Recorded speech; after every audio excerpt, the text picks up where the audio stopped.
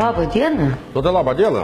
Kažkaip seniai matytas. Seniai matytas. Ale Tu pati koks- seniai matyta. Bet koks pasikeitęs, gražus, tvarkingas. Tu ble, su žmonėm bendrauju, tai reikia pasipuošti. Justinai, gal tada ir pašnekam. Kokia bėda?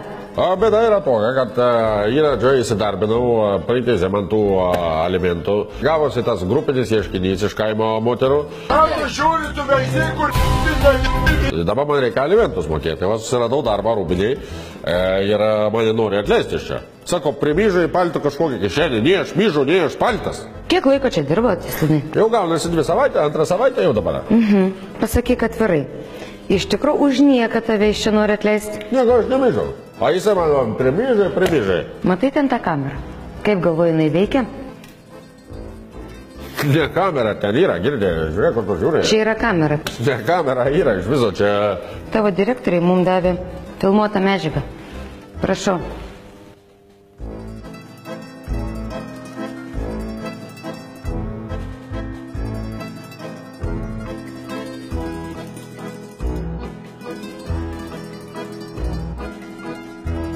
Aš čia b***čildžiau. Man čia...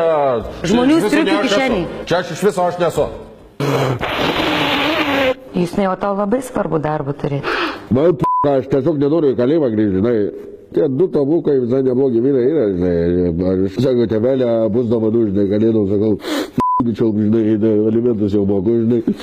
Vienintelis dalykas, ką aš galiu padaryti, yra kreiptis į žiūrovus ir būkit geri. Pasiūlykit šitam liūdinčiam tėvui darbą.